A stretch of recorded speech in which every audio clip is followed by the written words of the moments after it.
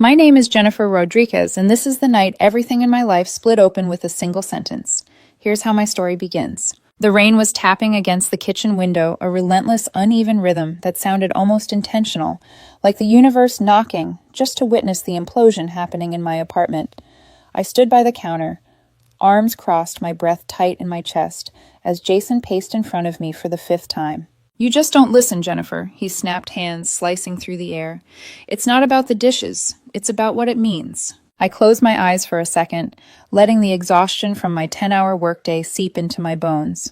When I'd walked through the door an hour ago, I'd greeted a silent, dark apartment and a boyfriend who wouldn't even look at me.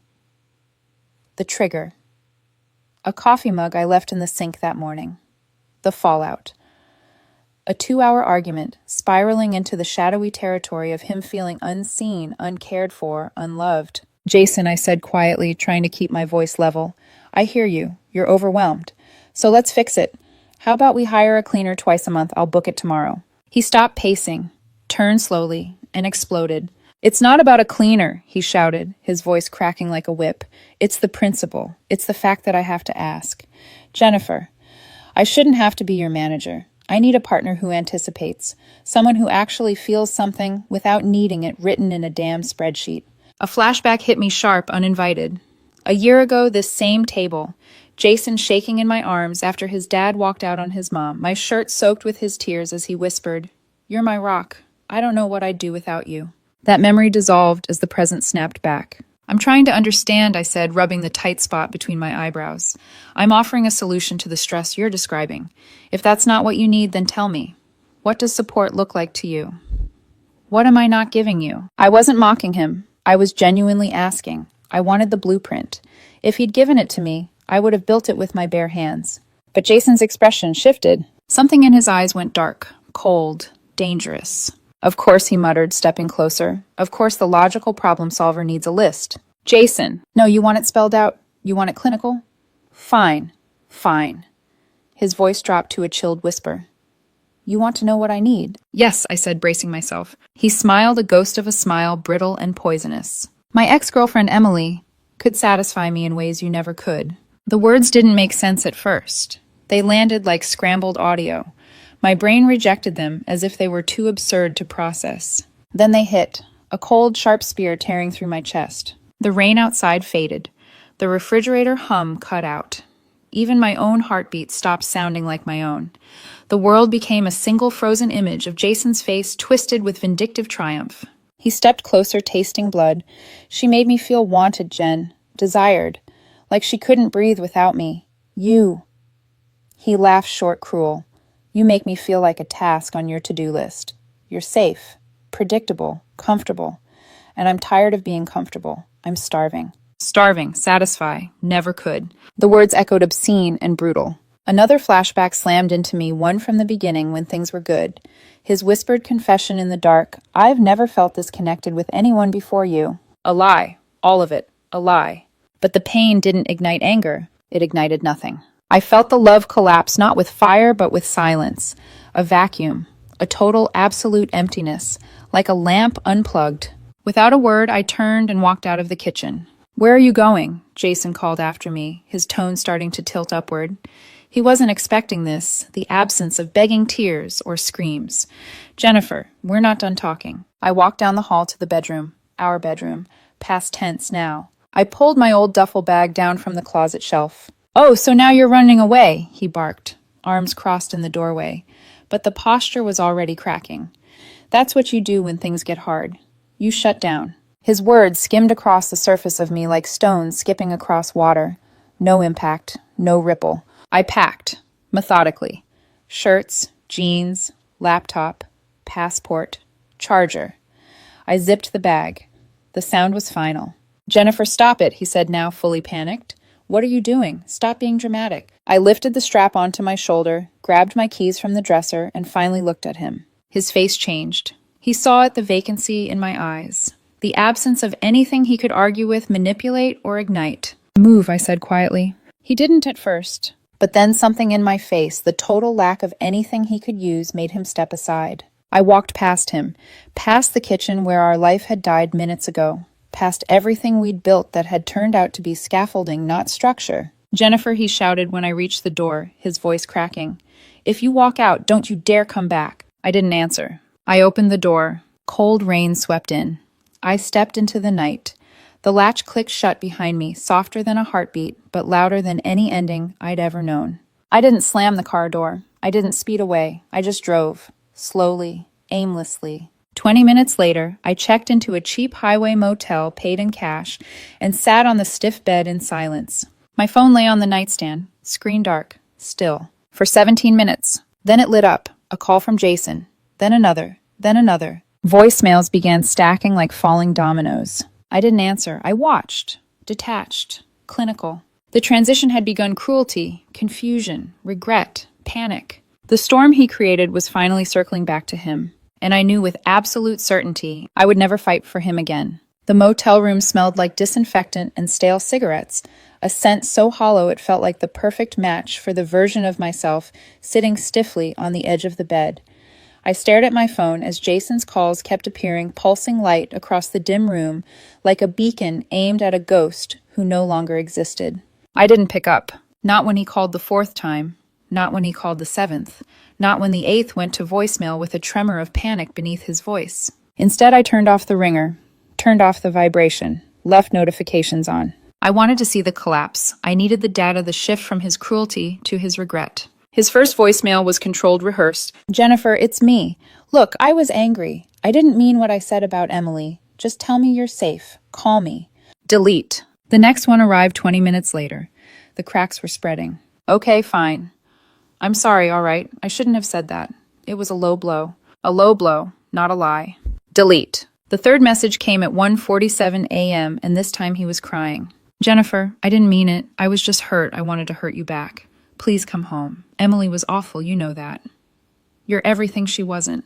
Please, baby, I love you." I deleted that one too, not out of spite, but because each word felt like an equation I had already solved. The quiet inside me wasn't loneliness. It was clarity. By dawn, the rain had stopped. The motel window glowed with a weak gray light, turning the room into a soft blur.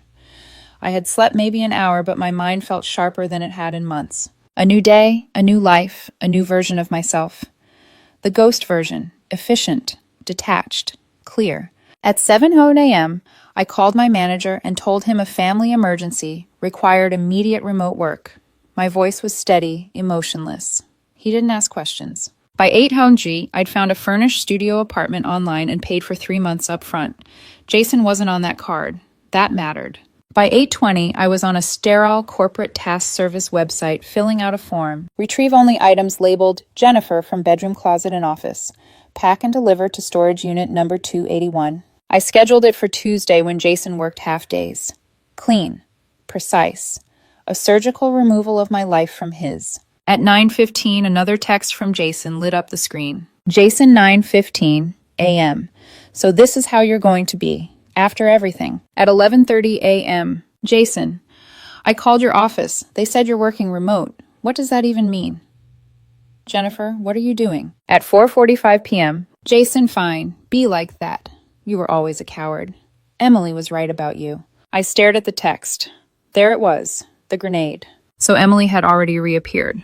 Or he had gone to her. Either way, the cycle completed itself. A week passed. Jason's messages changed shapes every day. Anger dissolving into confusion, confusion into desperation, desperation into silence, and then back again. Day 5. The task people came. You had strangers pack your things. Are you serious? You're unbelievable. Day 7, you're throwing everything away. I hope you're happy. I wasn't happy, but for the first time in years, I wasn't drowning. The studio apartment was small, plain, but clean. The kind of place where no trace of him or us could cling to the walls. I bought a single set of sheets, a coffee maker, a small plant that I watered at dawn.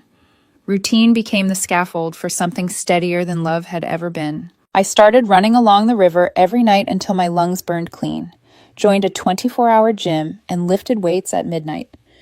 Physical pain was honest, more honest than the emotional damage I'd carried for too long.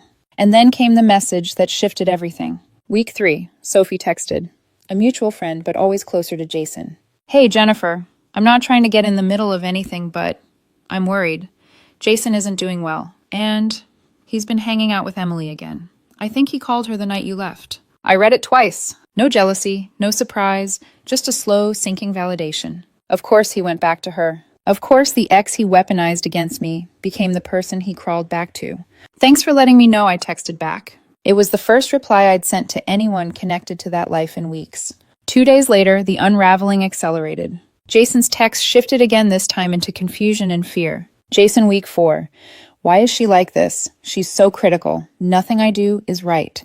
Jason, week 5. She moved in. Temporarily, she said. But she's still here. She won't look for a job. She uses my card. What do I do? Jason, week 6.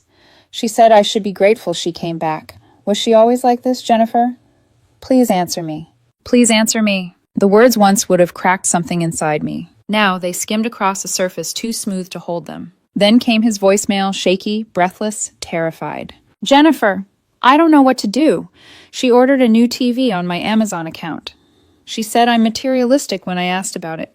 She takes my car. She yells at me over nothing. I can't sleep. I can't think. I'm scared. I didn't delete that one. Not because I felt sympathy, but because it was a perfect artifact.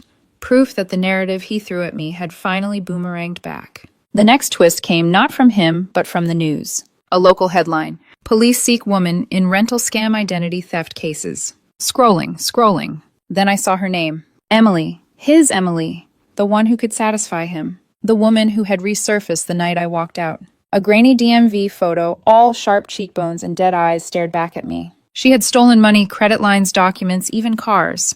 She was wanted for multiple scams. And Jason had crawled back into the arms of a tornado. I closed the article calmly. No triumph, no vindication, just closure. Later that night, my phone buzzed one last time. Another voicemail. Jason's voice wasn't angry or arrogant or manipulative anymore. It was broken. She's gone. Jennifer, she took everything. The money, my watch, my documents. The police were here. They think I knew. Jennifer, I'm so alone. I'm so sorry. I listened to the message. Once. Then again. Then I deleted it. I went into contacts. Scrolled to his name. Block caller. The ghost version of me, the woman who walked out into the rain, finally finished her haunting. And as I sat alone in that quiet studio, I realized I wasn't mourning what I lost. I was relieved by what I escaped. 3 weeks after I'd walked out into the rain, my life had quieted into something unfamiliar but strangely comforting. The studio apartment, small, sunlit, and stripped of every emotional relic, was beginning to feel like neutral ground. A place without history. A place without him. The silence was no longer heavy. It was spacious, like a room finally cleared of smoke. Every morning, I made coffee in the tiny kitchenette. The aroma filled the space, warm and grounding. I worked from the narrow desk by the window, answering emails with a level of focus I hadn't experienced in years. No emotional landmines, no unpredictable tempests brewing in the next room, just the clean rhythm of breathing and working and existing. At night, I ran along the river until my muscles screamed, or I lifted weights at midnight under sterile gym lights.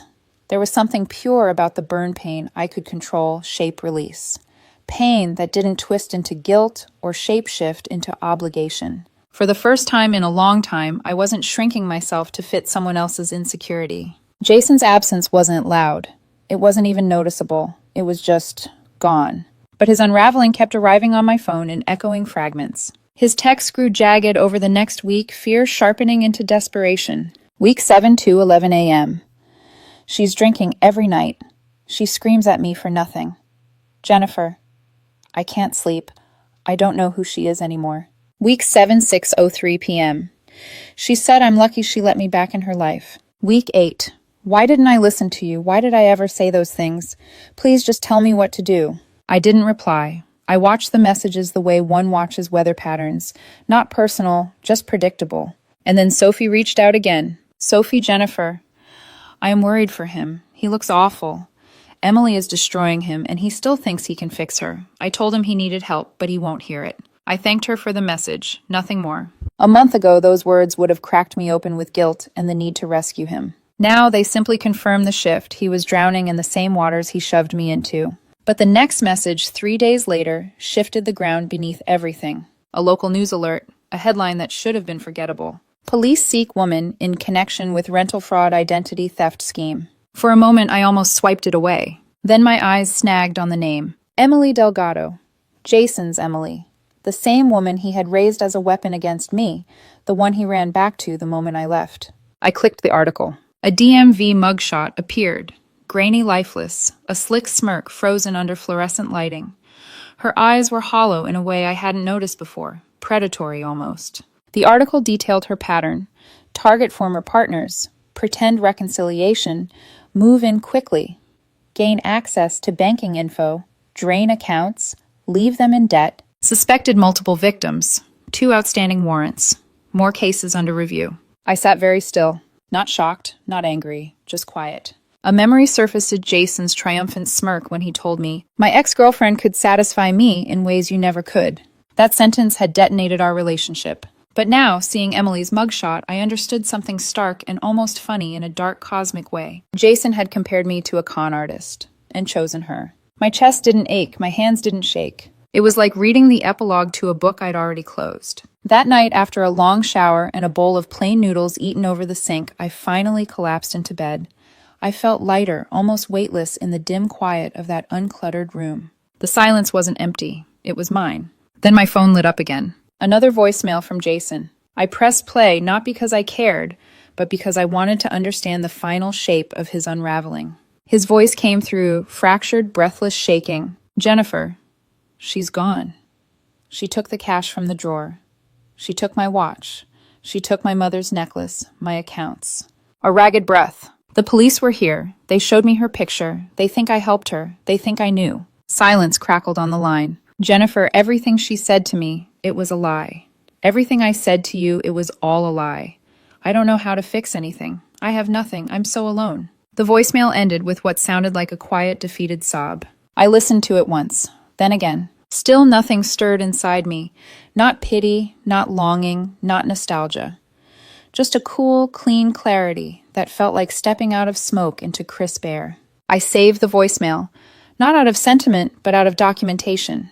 A specimen of what happens when a man confuses chaos for passion. For a moment, I stared at his contact name on my screen. Not the name, the space beneath it. Block caller. My finger hovered only a second. Then I tapped. And just like that, the last door closed softly, quietly, precisely, finally. I set my phone down and breathed deeply, fully, without the heaviness of him filling the room. Weeks passed. My work thrived without the emotional weight dragging behind me. I landed a new client contract. My boss praised my focus. My runs grew longer, my body stronger, my nightly silence softer, like settling into warm linen instead of cold stone. Then, one afternoon in early spring, sunlight streamed through my living room window as I sorted through mail. Bills, promotions, coupons. And then an ivory envelope. Elegant, heavy, my name written in looping black ink. Inside, an invitation to Sophie's wedding. The first social tether to my old life. But instead of dread or hesitation, I felt something surprising. Curiosity, calm, a sense of readiness. A door I could walk through on my own terms. I held the invitation between my fingers and realized the storm was behind me now, and I wasn't afraid of stepping outside. The day of Sophie's wedding arrived with a kind of cinematic clarity. Sky, a clean, endless blue air, soft with early spring warmth, the world itself feeling freshly rinsed. I slipped into a dark teal dress that hugged my shape without demanding attention, something elegant but restrained. A version of myself I hadn't worn in years. Daniel. The man I'd been seeing casually for a few months picked me up at noon. He was effortless in the way healthy people are: steady gaze, warm tone, a sense of emotional gravity that didn't pull, only anchored. Handsome, yes, but not in a way that felt performative.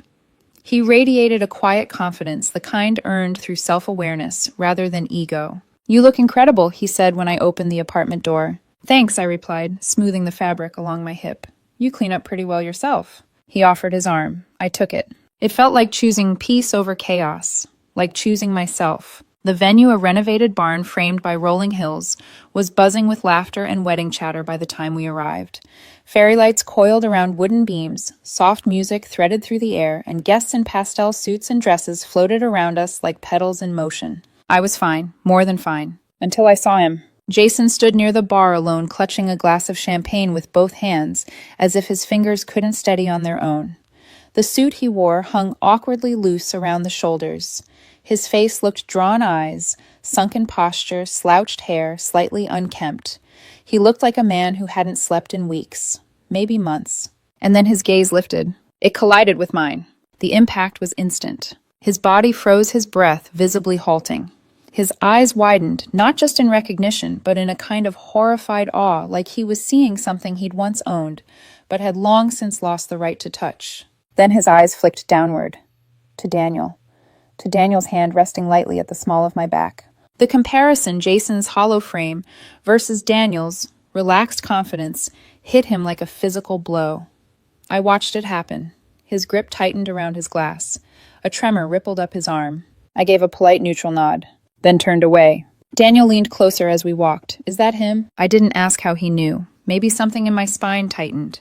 Maybe ghosts announced themselves in the air. Yeah, I murmured. That's him. Want to leave. The simplicity of the offer softened something in me. No, I said, I'm good. And I was. Dinner passed with laughter and clinking glasses. Daniel fit seamlessly into conversation, his dry humor cracking through the table like little sparks of ease. I found myself smiling in ways I hadn't realized were possible around another person, effortless, unguarded. After dinner, he kissed my cheek and headed to the dance floor with a few of Sophie's cousins. I stayed behind with a whiskey, enjoying the pleasant chaos swirling around me. Then the air shifted. A quiet stillness crept in beside me like a cold draft. He stood there. Jason. Up close, the damage was worse. Fine cracks around his eyes, a tremble in his jaw, shoulders rounded like someone permanently bracing for impact. Jennifer, he said, voice rough, barely holding itself together. Jason, I replied evenly, as if greeting a former coworker whose name I had almost forgotten. He swallowed. You look good. Thank you. I didn't return the compliment. There was nothing to compliment. He shifted his weight, hands tightening around his empty glass. I don't really know what to say, he murmured, staring down at his shoes. I saw the news about everything. About Emily. I waited. He looked up, eyes glassy. She wasn't who I thought she was. I stayed silent. He took a breath, voice quivering. You were right.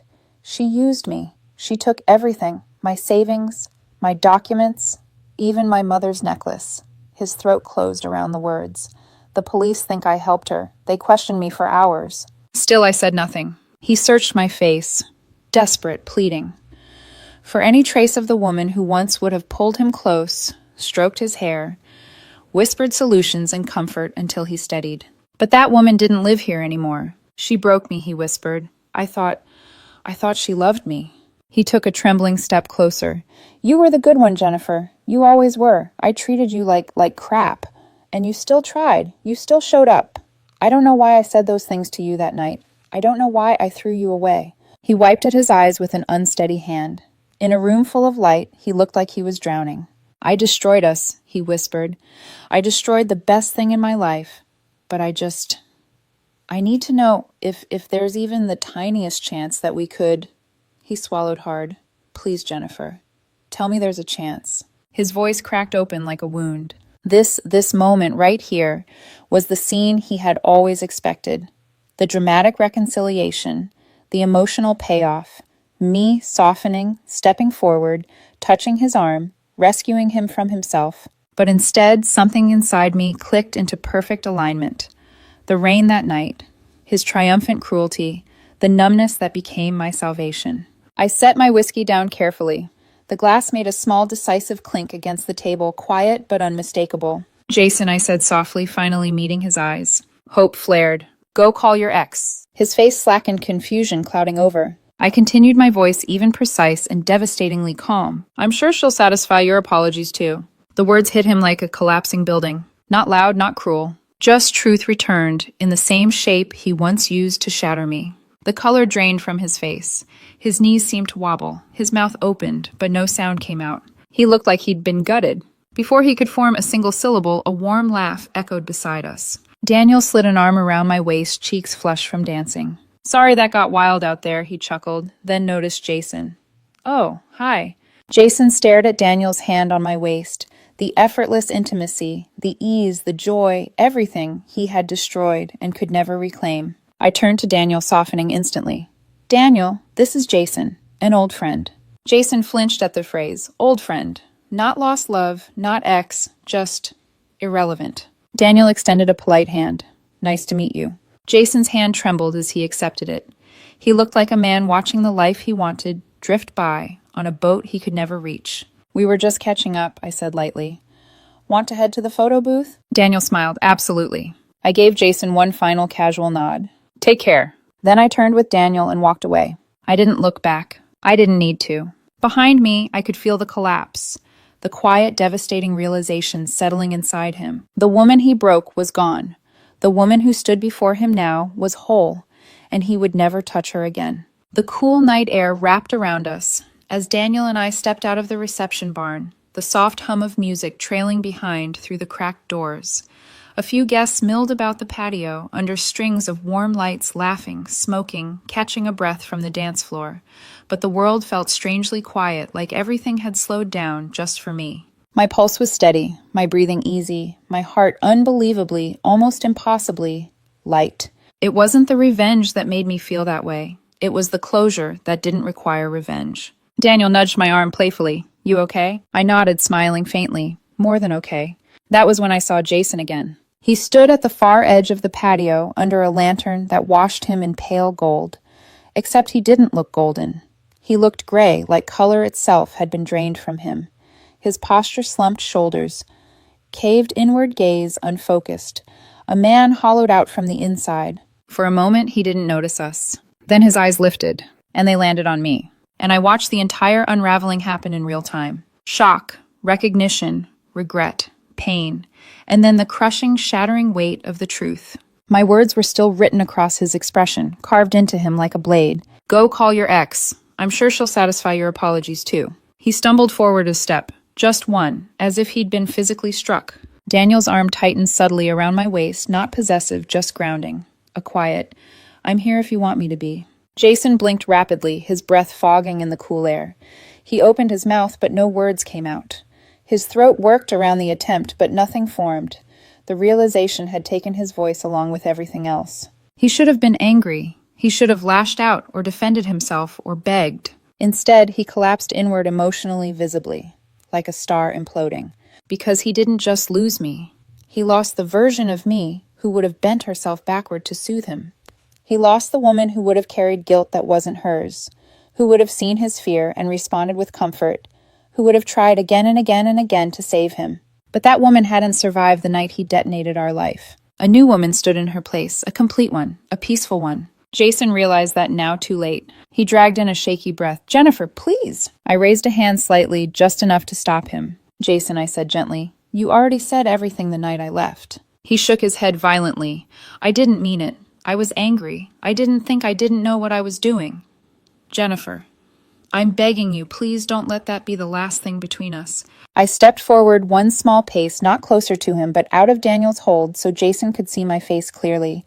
Everything in my expression was calm, steady, almost compassionate in a distant way. Jason, I said softly, it wasn't the last thing between us. His eyes lit with a flicker of hope. It was the defining thing.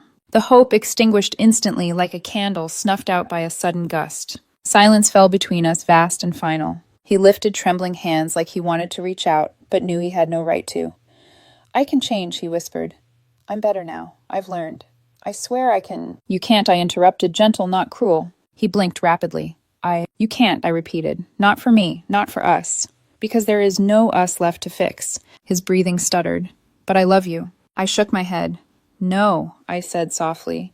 You love the version of me who absorbed your storms, who let you spin chaos into justification, who accepted crumbs and called it affection. He closed his eyes, pain rippling across his face. That version of me, I continued quietly, is gone. She had to be. She wouldn't have survived. His chest folded inward as though the words were bricks piling onto him. The man before me was a ruin, and I felt no triumph, no power, no desire for vengeance. Just a clean, clear release, like opening my hands after holding a weight for too long. He stared at me, tears blurring in his eyes.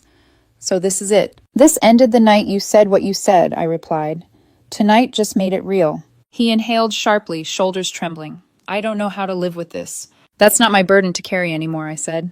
The words were absolute, not cold, just true. Jason's mouth opened, as if to plead one last time, and maybe he would have.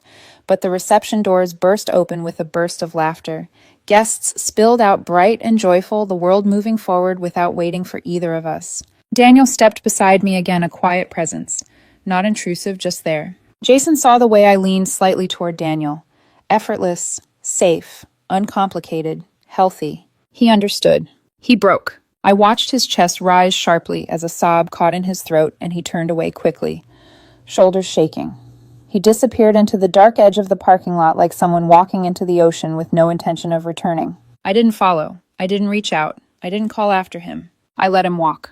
Because he wasn't walking away from me. He was walking away from the ghost of the woman who once would have saved him. The woman I used to be. The woman I no longer was. Daniel exhaled softly, brushing his thumb against my hand.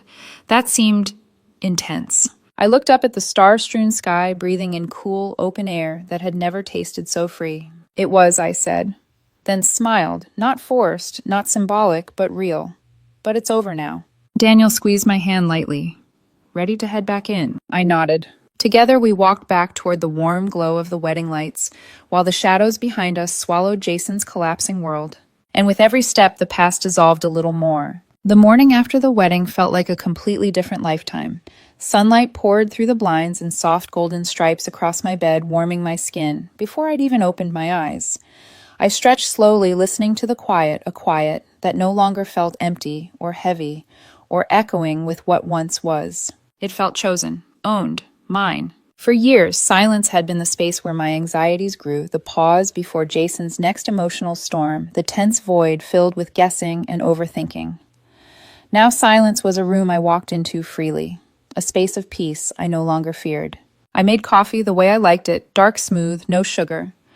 I leaned against the counter and watched the sunrise tint the river outside my condo in shades of rose and gold. This place didn't hold any shadows. No memories of raised voices or twisting guilt or cold, weaponized words. Just light plants I'd kept alive and a woman who finally understood herself. My phone buzzed once on the counter. Not Jason. His number couldn't reach me anymore. It was Sophie. Sophie. Thank you for coming yesterday. You seemed happy. Really happy. I'm glad. I smiled, typing a soft thank you back. Later that morning, I went for a run along the river. The air was crisp, almost sweet, filled with the scent of pine and early morning dew. My steps were steady, rhythmic, my breaths deep. I passed an older couple holding hands on a bench, a woman walking her fluffy golden retriever, a father jogging with his daughter perched in a stroller decorated with stickers. The world had always carried small joys like this. I'd just been too weighed down to notice. For a moment, I wondered if Jason woke up with the same clarity, if he woke at all. If he was still replaying my words in that dim parking lot, realizing the kind of wound he'd inflicted wasn't one that time alone could close. But the thought passed just as quickly as it came. His healing was not my responsibility. His unraveling was not my weight. His story was no longer mine to follow. Around noon, I met Daniel for brunch at a small cafe, full of mismatched chairs and plants hanging from the ceiling. He hugged me tightly, warm and genuine, then pulled back to search my face. "You good?" he asked. I laughed softly. Better than good. We ordered omelets and shared a plate of fruit while the restaurant hummed with weekend chatter. Daniel told me about an upcoming design project. He was excited for his eyes bright with creativity. He didn't shy away from talking about his work, and he didn't shrink when I talked about mine. There was balance, space, a sense of two whole people walking side by side, not merging painfully into one to survive. At one point, he reached across the table and brushed a thumb against my knuckles. "You handled everything last night with so much grace," he said. I tilted my head, amused. Grace. That's one way to put it. He chuckled. "You know what I mean? You didn't let him shake you." I held his gaze for a moment. He doesn't get to anymore. And I meant it in a way that settled deep inside my bones. After brunch, Daniel walked me back to my car. Before I opened the door, he paused, gently touching my arm. "You know," he said with a small smile, "you don't owe me details or explanations. But if you ever want to talk about what happened with him, any of it, I'll listen. No judgment, no fixing, just listening." The simplicity of that landed in my chest with a softness I hadn't realized I needed. "Thank you," I said. And I meant that too. When I drove home, windows down, wind threading through my hair, something inside me felt definitively shifted. Not because I had moved on to someone new, not because I'd found vindication, but because I'd found something far more valuable, A version of myself who would never again settle for surviving a relationship instead of living inside one. That night, I lit a candle by the window and curled up with a book. The air was still warm, comforting. As the flame flickered, I thought about the arc my life had taken, the explosion, the emptiness, the rebuilding, the confrontation, and finally, the quiet. I realized something that felt like a truth. I had known all along but couldn't articulate until now. Peace isn't the absence of chaos. Peace is the presence of yourself. The silence wasn't empty anymore. It was finally full of clarity, full of boundaries, full of self-respect, full of possibility. My phone buzzed again, a text from Daniel. Nothing dramatic, just, "Daniel had a great time today.